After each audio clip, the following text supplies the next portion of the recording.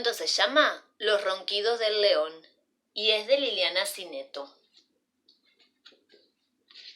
Los ronquidos del león.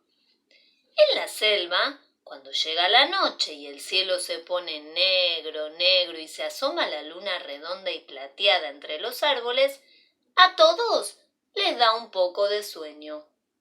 Entonces, los elefantes enrollan su trompa, las jirafas doblan en 4 su largo cuello, los monos se acomodan en las ramas, los hipopótamos chapotean antes de cerrar los ojitos, las serpientes se enroscan, las avestruces meten la cabeza en un agujero, los loros dejan de hablar tanto y las cebras empiezan a contarse las rayas. Porque todos quieren dormir. Bueno, todos no. Hay 2 o 3 bichitos a los que les gusta más andar de noche porque no hace tanto calor y porque nadie los pisa. Pero últimamente en la selva nadie puede dormir.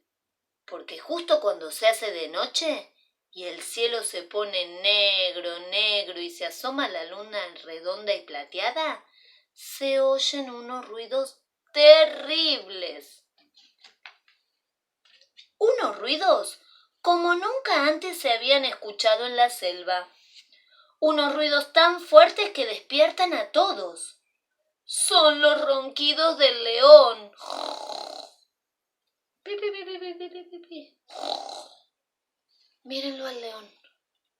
¡Ay, cómo está roncando con la boca abierta!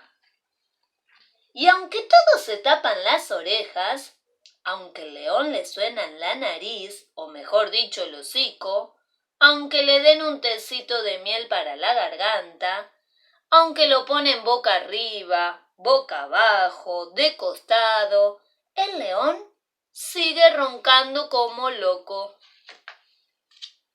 Por eso, cuando llega la noche y el cielo se pone negro, negro y se asoma la luna redonda y plateada entre los árboles, nadie puede dormir en la selva. Bueno, nadie no. Alguien duerme de lo más tranquilo. El león. Fin.